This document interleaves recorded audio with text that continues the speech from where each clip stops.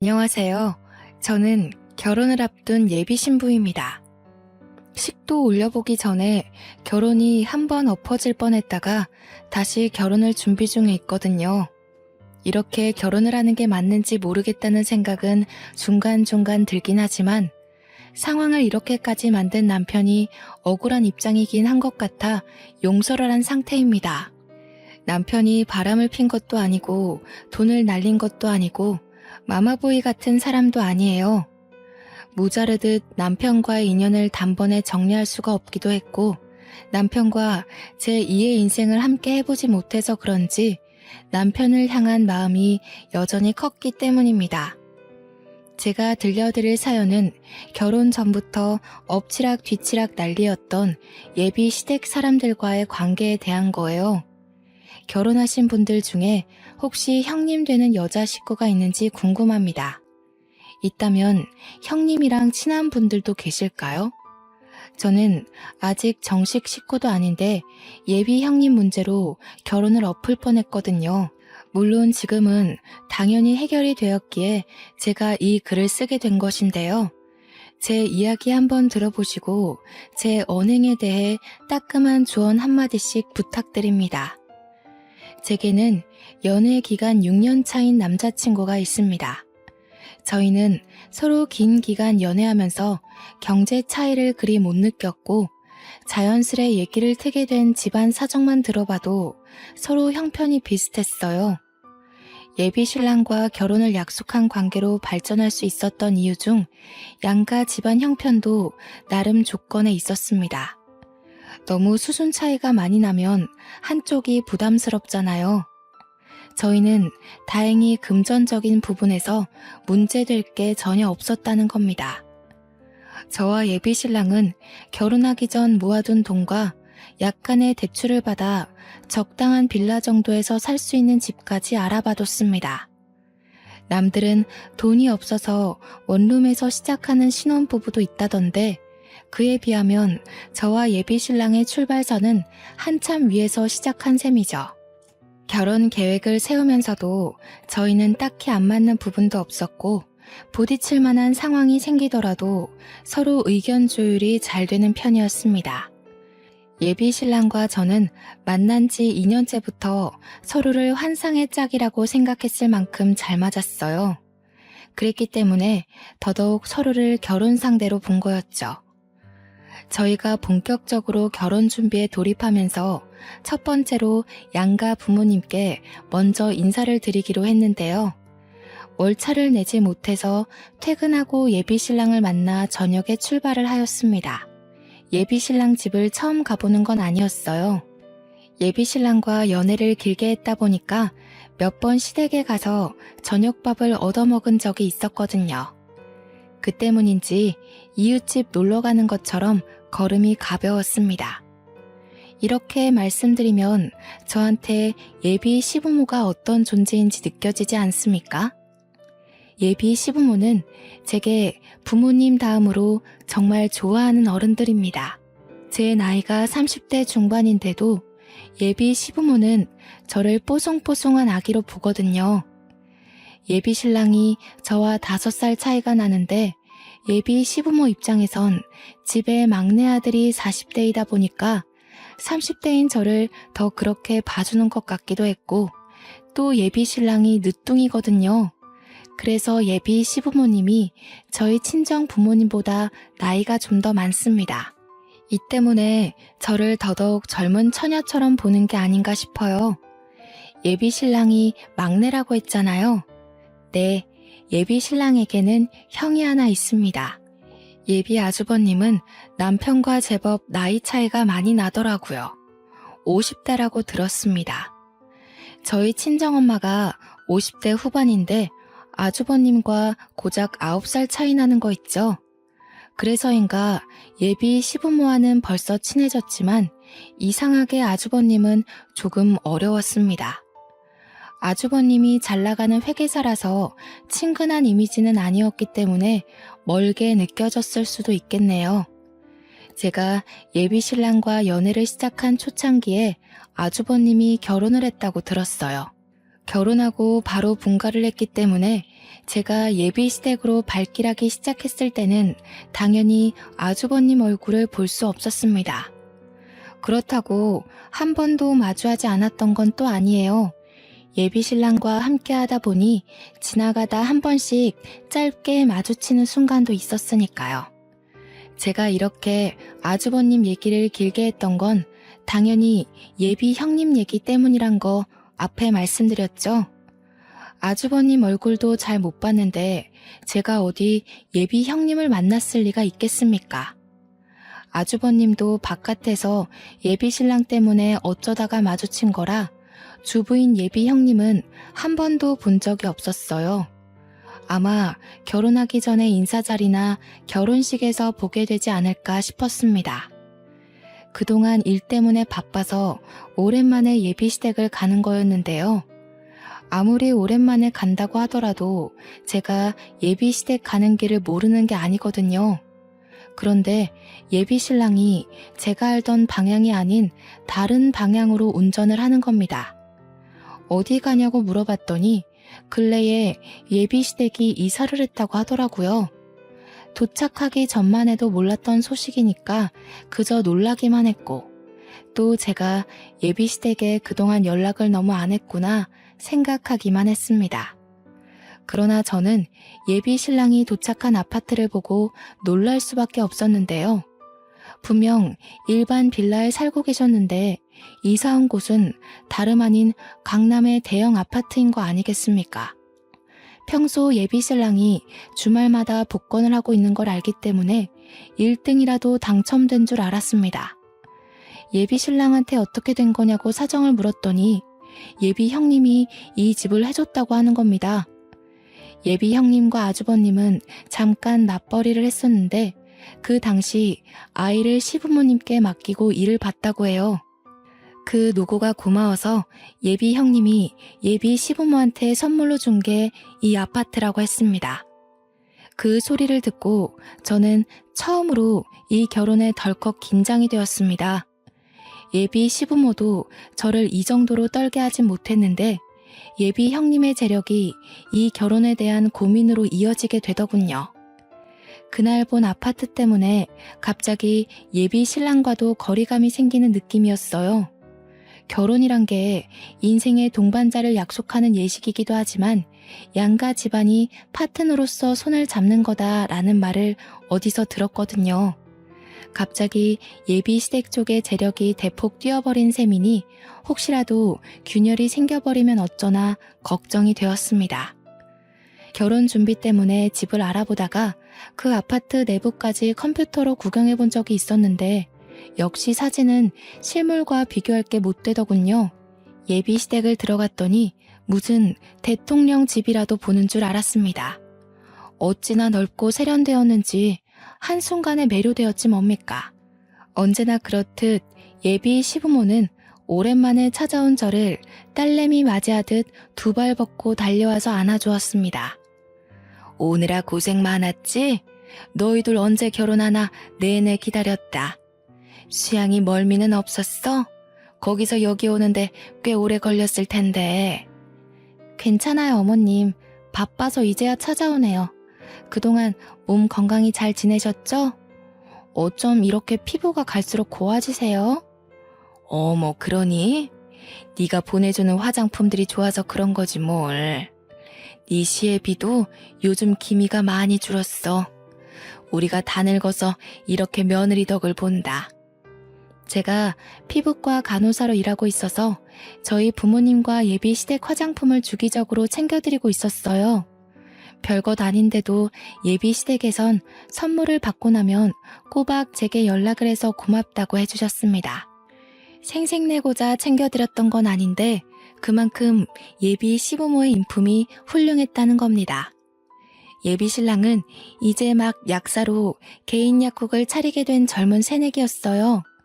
예비 신랑이 제 친정을 알아서 먼저 챙겨줬기에 저도 제 선에서 똑같이 잘하고 싶어서 그랬습니다.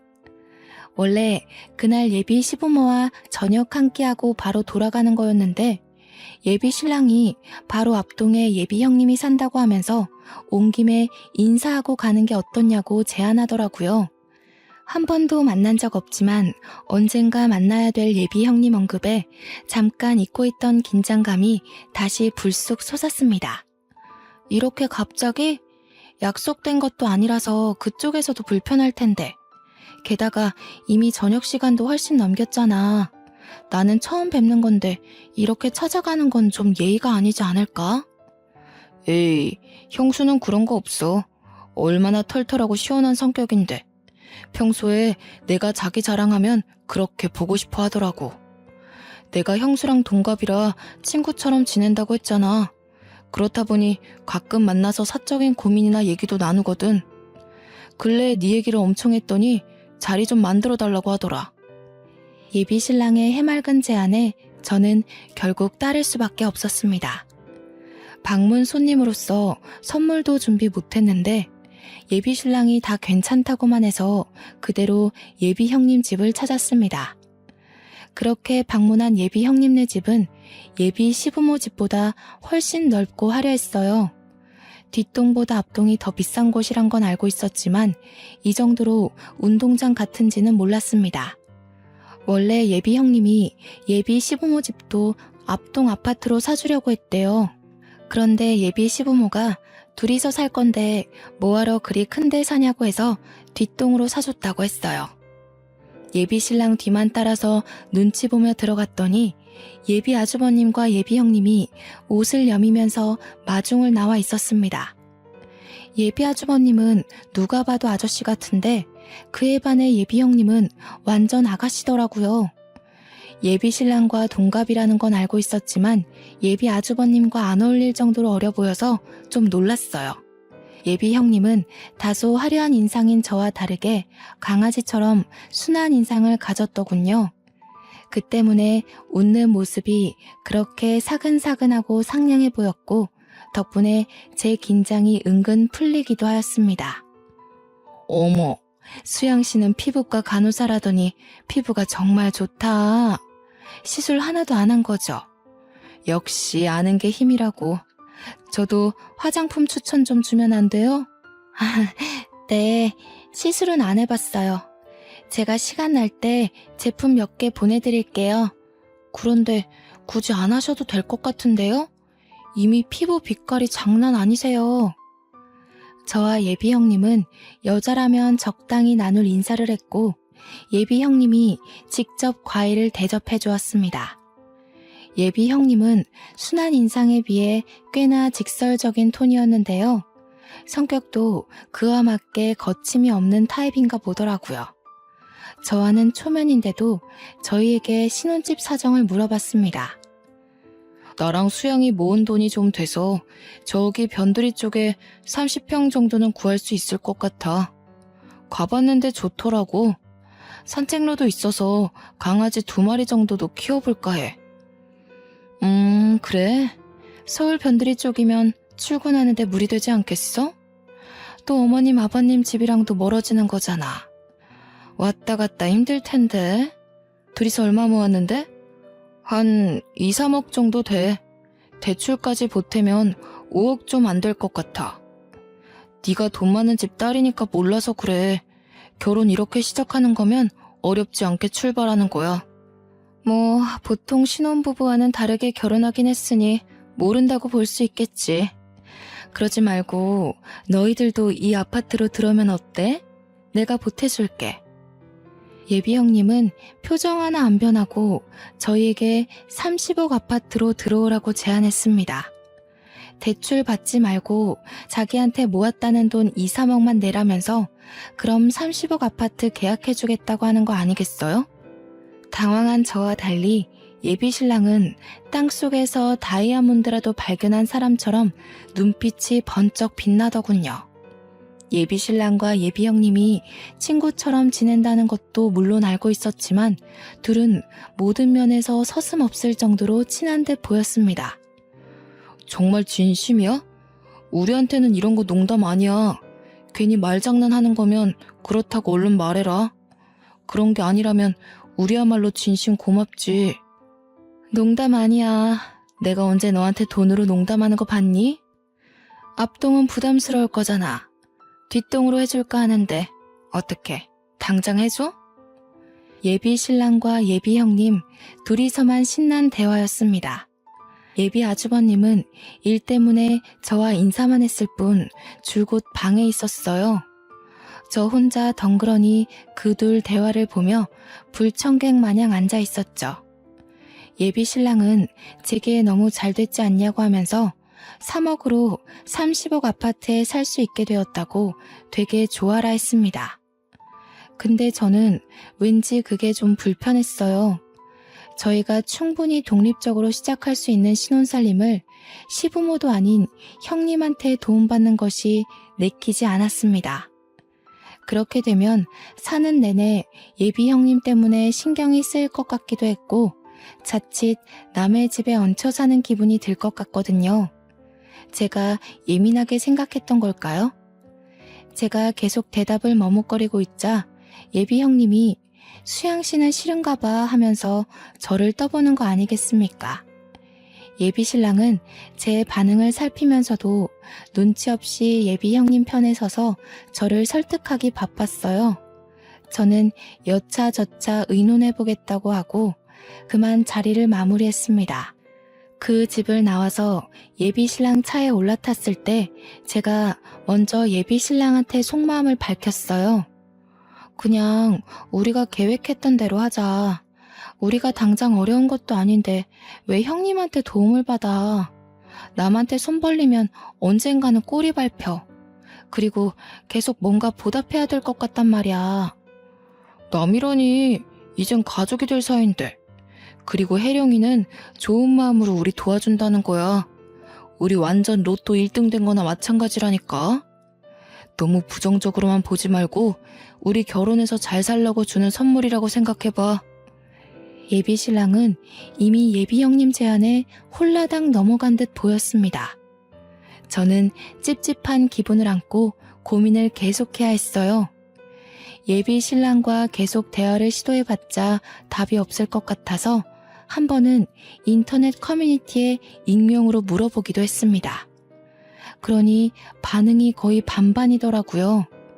예비 신랑 말대로 이건 완전 복권 당첨이라고 자존심 세우지 말라는 사람들도 많았고 분명 형님이 그냥 주는 거 아닐 거라며 절대 책 잡힐 짓 하지 말라고 주의 주는 사람들도 많았습니다. 저는 솔직히 좀 후자 쪽으로 마음이 기울어 있는 사람이거든요. 제가 고민을 길게 하는 바람에 예비 형님께 줘야 하는 답은 그 기일이 자꾸 미뤄졌습니다. 예비 신랑은 저를 설득하기만 했지 강제로 밀어붙이진 못했어요. 일단 그 제안을 수긍한다면 저희 쪽에 형님 내에 3억을 줘야 하는 입장인데 제 돈을 합치지 않고서는 예비 신랑 혼자 그 돈을 당장 못 만들기 때문이었죠. 제가 고민하는 걸 아는지 한날 모르는 번호로 전화가 왔는데 예비 형님이더라고요. 예비 신랑한테서 제 번호를 받은 듯 싶었습니다. 우리 통화하는 거 처음이죠? 내 번호 저장해놔요. 할 말이 있어서 그러는데 우리 집 찾아올 줄 알아요? 오늘 와줄 수 있어요? 네, 웬만하면 그러고 싶은데 여기서 거기까지 1시간 걸리거든요. 왔다 갔다만 2시간 반은 잡아야 되는데 제가 내일도 출근이라서 어려울 것 같아요. 정 안 되면 우리 집에서 자고 가면 되죠. 이미 수양씨 신랑은 오케이 했는걸요? 내가 꼭 해줄 말이 있어서 그래요. 예비 형님이 할 말 있다고 다짜고짜 사람을 부르는 것보다 예비 신랑이 이미 제안에 허락했다는 게 황당했습니다. 저는 예비 형님과 전화를 끊고 바로 예비 신랑한테 전화했어요. 예비 신랑 말로는 예비 형님이 저한테 전화할 거라고 해서 자기가 굳이 안 했다고 하더군요. 거기서 제가 뭐라고 하겠습니까? 예비 신랑 말도 일리가 있는걸요. 시댁이랑도 별 이상이 없는데 왜 자꾸 엉뚱한 데서 묘하게 불편한 감정이 생기는지 모르겠습니다. 예비 형님이랑 제가 나이가 비슷해서 그런가 싶기도 하고 그때만 해도 진짜 아무것도 몰랐어요. 별 수 없이 예비 신랑을 만나 예비 형님 아파트에 또다시 인사를 하러 갔습니다. 예비 형님이 저희를 부른 이유는 역시나 해결되지 않고 있던 집 문제였어요. 보아하니 예비 형님과 예비 신랑이 짜고서 저를 설득하기 위해 마련한 자리 같았어요. 예비 형님이 집 얘기하자마자 예비 신랑이 적당한 타이밍에 계속 맞장구 치며 저를 부추겼거든요. 둘이서 쿵짝이 잘 맞는 걸 보니 저 하나 설득시키자고 작당한 게 충분히 예측되었죠. 그럼에도 불구하고 제가 쉽게 판단을 내리지 못하니까 그 끝도 없는 논쟁은 참 길게도 이어졌습니다. 결국 저는 거기서 저녁도 먹고 하룻밤 신세까지 지게 되었어요. 예비 형님이 저와 예비 신랑에게 손수 잠옷도 빌려주더군요. 그날 저는 빈방에서 예비 신랑과 긴밀한 대화를 더 나눴습니다. 자기 이러는 거 솔직히 자존심으로밖에 안 보여. 혜령이 두 번째 보잖아. 집 사줬다고 생색내래로 보였어? 왜 이렇게 부정적이야? 자존심? 그래, 자존심 상하긴 해. 왠지 받으면 안 될 것 같아서 그러지. 내 돈도 아닌데 언젠가는 그걸 달라고 할 수도 있고 그걸 빌미로 우리한테 생색을 낼 수도 있어. 계속 같은 소리네. 혜령이 그런 애 아니라니까. 혜령이는 너더러 신중하고 야무져서 나보고 신부 하나는 잘 골랐다고 하더라. 어차피 나랑 결혼하면 혜령이랑 한 식구가 되는 건데 좀 좋게 보려고 노력하면 안 돼? 제가 답답하게 행동했는지 예비 신랑은 잠깐 담배 좀 피고 오겠다고 나가버렸습니다. 예비 신랑은 담배를 자주 피는 건 아니었고 열받을 때마다 성질내는 대신 담배로 화를 다스리는 사람이었는데요. 그러니까 지금 성질이 났다는 뜻이에요. 예비 신랑이 저렇게까지 나오니까 진짜 예비 신랑 말대로 제가 너무 민감하게 생각했나 싶더라고요. 예비 신랑 돌아오면 좋은 방향으로 얘기를 다시 해볼 생각이었습니다. 그런데 예비 신랑이 1시간이 넘어도 안 오는 거 아니겠어요? 기다리다 못한 제가 방 밖을 나가봤는데 넓은 거실 쪽에서 무슨 소리가 들렸습니다. 소리 나는 대로 따라가 보니 거실이 아니라 주방 쪽이었고 저는 발소리를 더더욱 죽여가며 소리의 출처를 찾아보게 되었죠. 그런데 그곳에서 저는 정말 충격적인 장면을 보게 되었는데요. 예비 형님과 예비 신랑이 대화 중인 것 같았는데 예비 신랑이 머리를 싸매며 잠깐 고개를 숙이고 있는 상황에서 예비 형님이 예비 신랑한테 줄 물에다가 뭔지 모를 약을 타는 겁니다.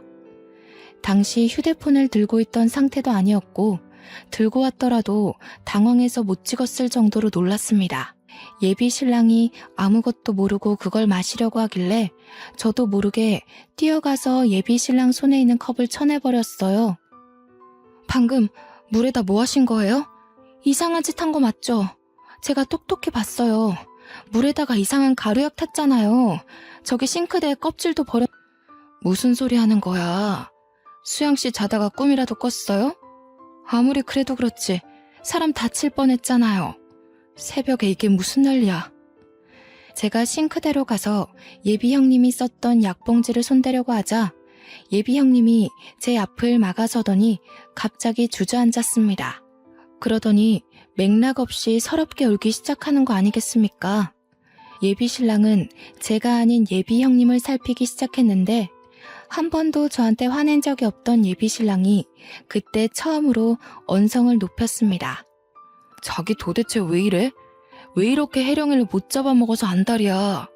결혼하면 자기가 형님으로 모셔야 될 사람이라고. 혹시 혜령이한테 자격지심 있어? 뭐라고? 내가 말해줬잖아. 저 사람이 오빠 먹는 물에다 약 타는 걸 봤다니까? 어떻게 나한테 그런 소리를 할 수가 있어. 오빠는 적어도 내 말을 먼저 들어주려고 해야지. 애 같은 소리 하지 마. 또래 나이에 혜령이가 너보다 너무 잘나서 시기하는 거지. 내가 보기엔 너 이러는 거 열등감 맞아. 진짜 실망이다. 내 말 좀 들어. 오빠가 확인해보면 되잖아. 저 사람이 약을 탔는지 안 탔는지. 경찰이라도 불러서 여기 쏟아진 물 성분 조사해보라고 해. 그만해.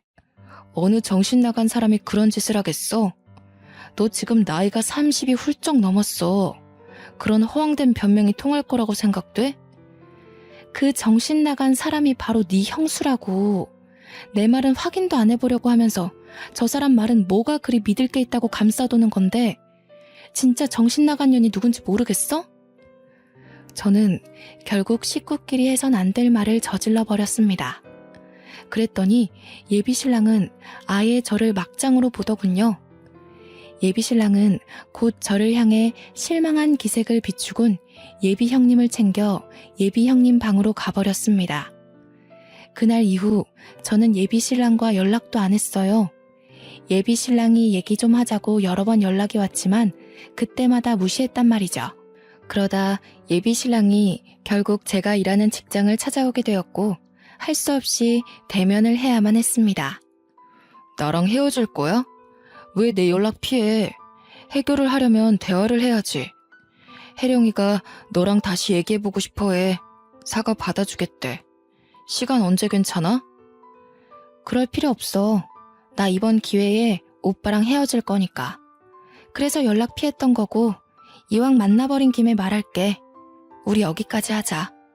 저는 홧김에 없는 소리 하는 사람이 아닙니다. 100% 진심이었습니다.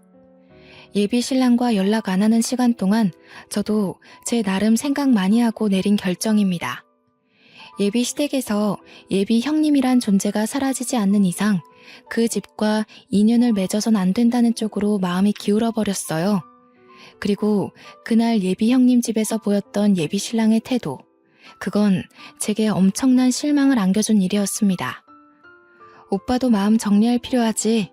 정리 잘하고 파혼 얘기 아니면 앞으로 연락하지 말아줘. 그래도 6년 동안 좋았어. 이렇게 끝나버릴 줄은 몰랐는데 우린 여기까지인 것 같다. 제가 답도 안 듣고 무작정 일어나버리자 예비신랑이 저를 다급히 붙잡더라고요.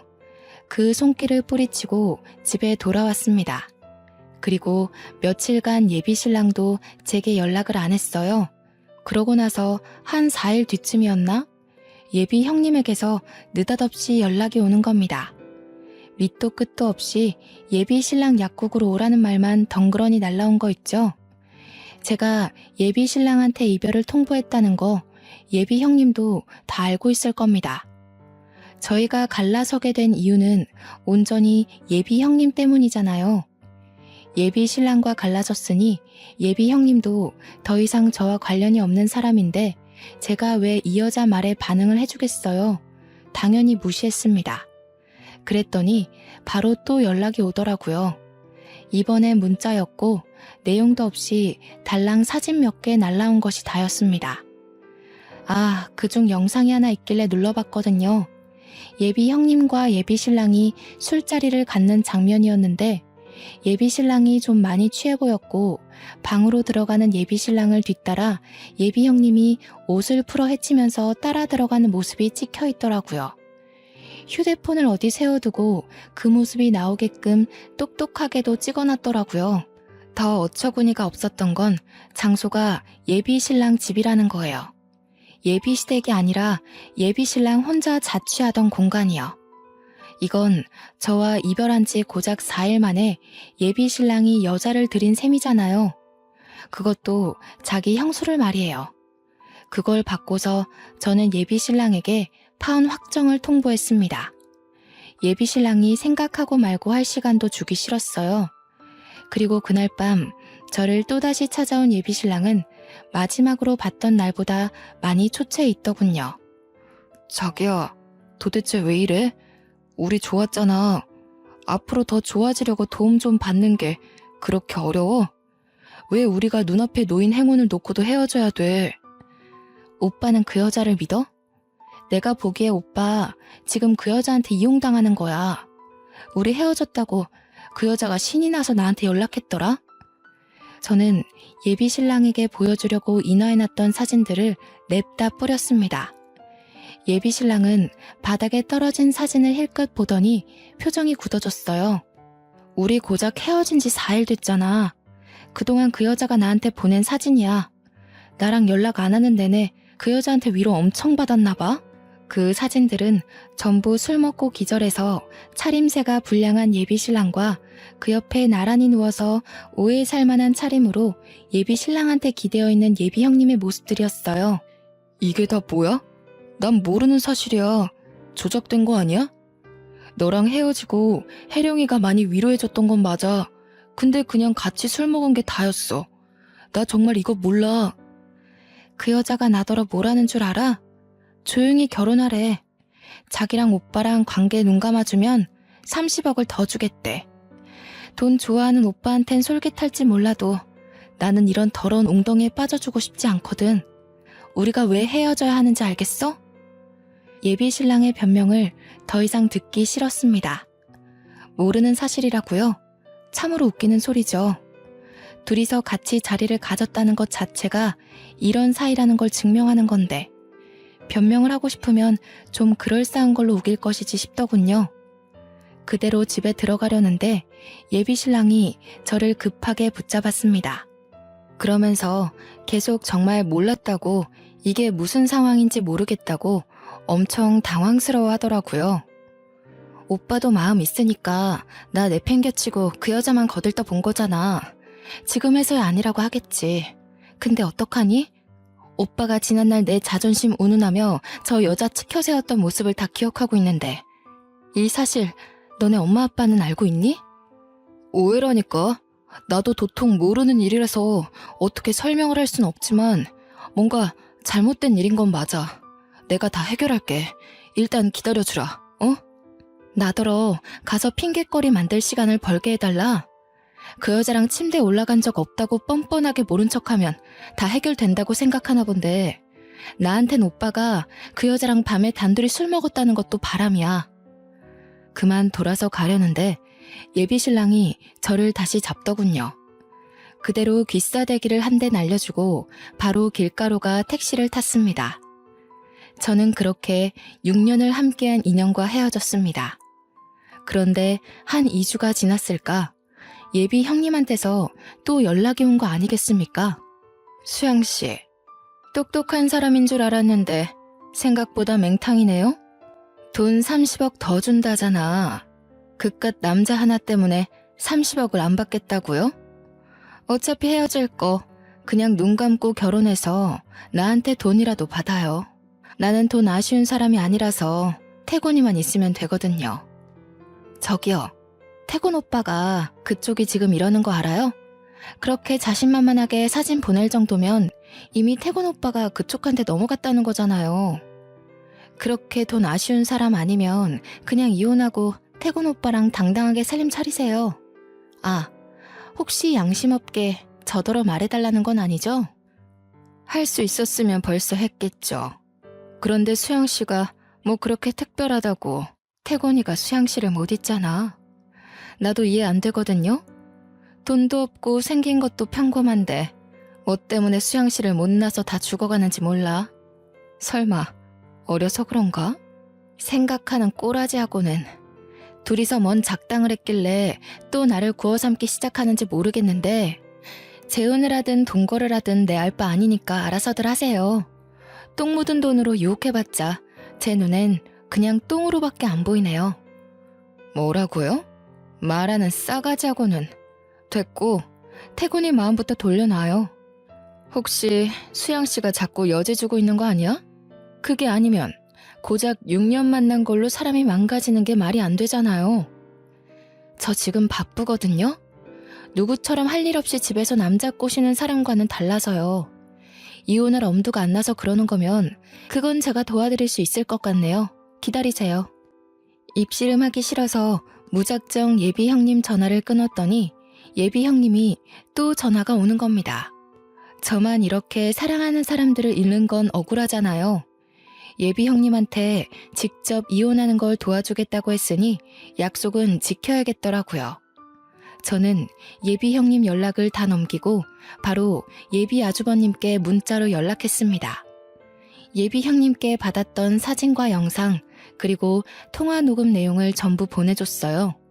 이 상황에 상관없던 예비 아주버님께 괜한 피해를 주는 것 같아 죄송했지만 한편으론 예비 아주버님이 이혼을 했으면 좋겠다고도 생각했어요. 예비 아주버님께 보낸 연락들로 인한 파장은 제법 컸습니다. 제가 예비 시댁에서 오는 연락을 받지 않으려고 일부러 벼르고 있었는데 상상 이상으로 연락이 많이 오더라고요. 예비 시부모껜 이렇게 되어버린 사실이 죄송해서 차마 연락을 받을 순 없었고 예비 형님 전화는 마지막으로 딱 한 번 받아봤습니다. 어떤 꼴이 되었는지 좀 궁금했거든요. 뭣도 없는 년, 기재 좀 펴게 도와줄랬더니 꼴에 자존심만 세서는. 네가 감히 나를 이 꼴로 만들고서 무사할 것 같아? 세상에 돈만 있으면 못하는 게 없어.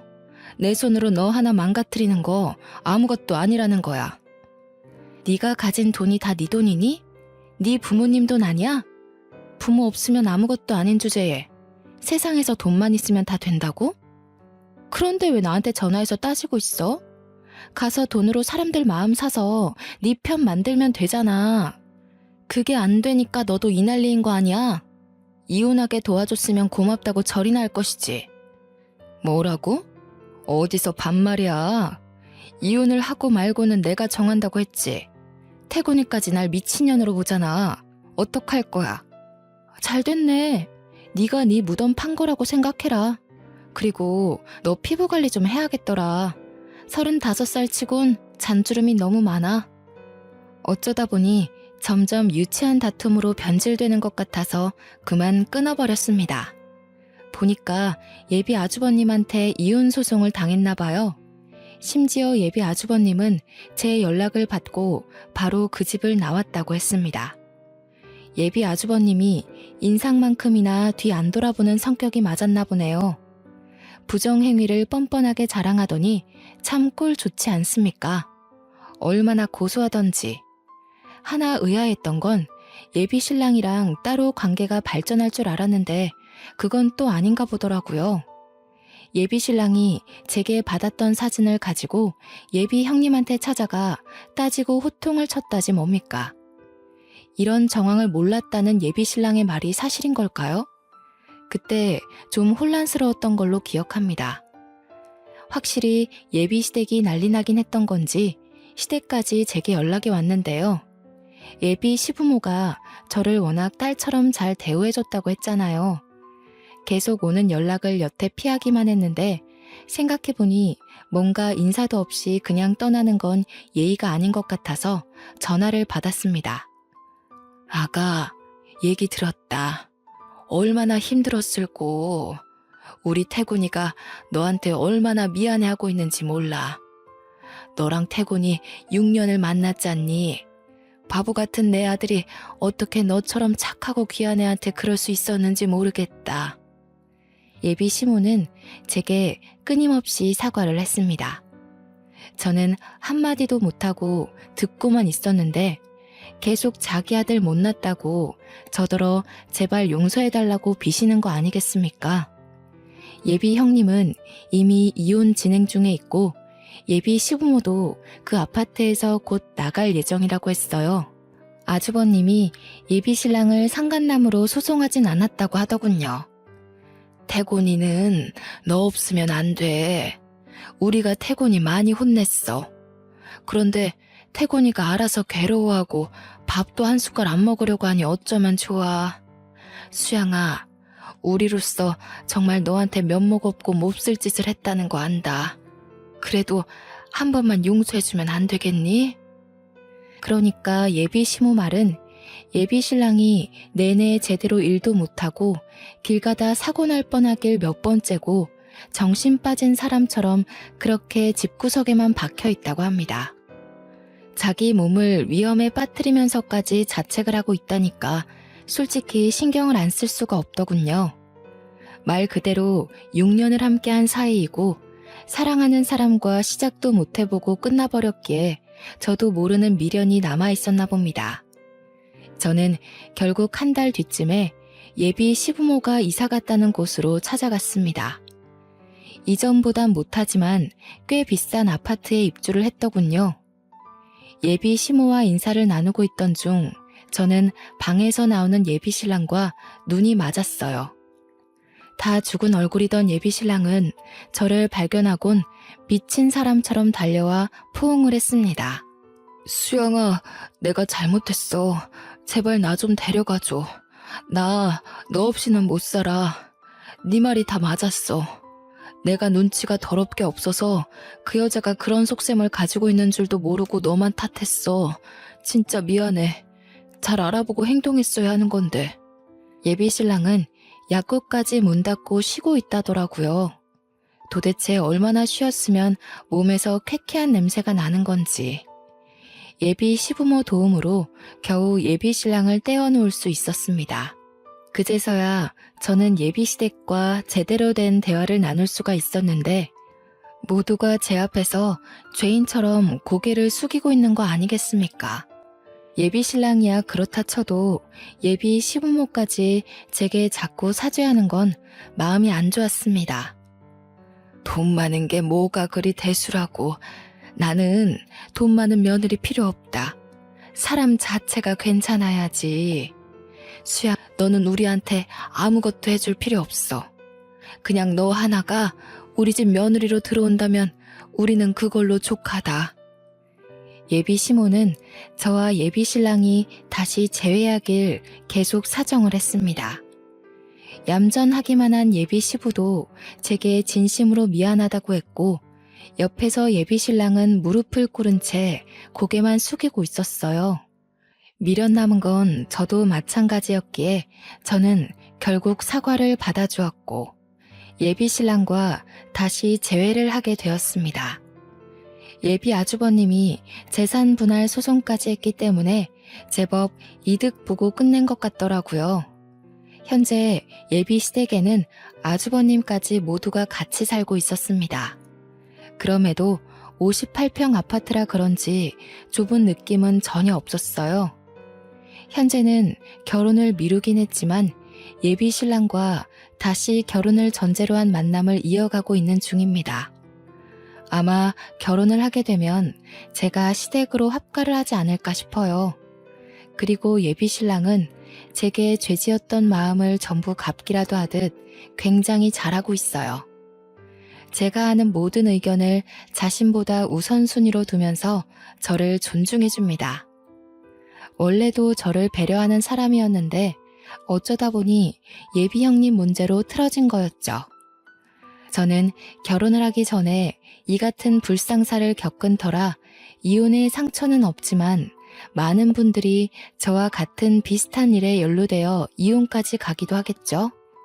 저는 언제든지 시댁을 놓을 수 있는 입장이라서 또 포기하는 게 쉬웠던 시기에 있었던 일이라 빠르게 극복할 수 있었거든요.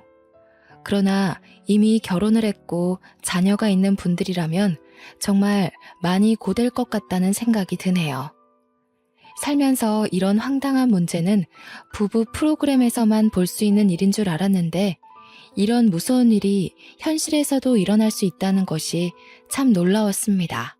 왜 있는 사람이 더한다고 돈이면 뭐든 다 되는 줄 알던 그 여자가 이번 기회에 따끔하게 깨달았으면 좋겠습니다. 그 여자가 사람들을 잘못 골라도 한참 잘못 고른 거죠.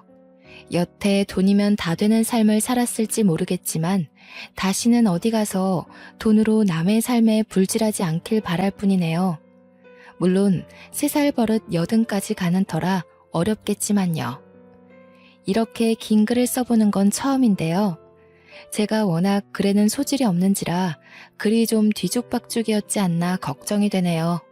다들 제 사연 괜찮게 들으셨는지 모르겠습니다. 다른 사연들을 보면 사연자들을 아프게 한 사람들과 인연을 끊지 못했을 때 따끔한 코멘트를 좀 많이 남기시던데 왠지 저도 예비 신랑과 재회를 하는 바람에 욕 좀 먹지 않을까 싶어요. 각오 단단히 하고 있습니다. 예비 신랑도 제가 이번 일로 사연 올리게 된 걸 알거든요. 대충 내용들을 얘기해줬고 그 때문에 우리가 욕을 먹을 수도 있다고 특히 예비 신랑한테 귀 간지러울 수 있으니 조심하라고 했거든요. 직접 한 소리 듣는 것도 아닌데 예비 신랑이 덜컥 겁을 먹은 거 있죠? 한참을 웃었습니다. 제 사연이 언제 등장할진 모르겠으나 그때 되면 이미 남편이 되었을 예비신랑과 함께 저도 우리 이야기를 기다리고 있으려고요. 그만 글을 끝내도록 할게요. 들어주셔서 고맙습니다.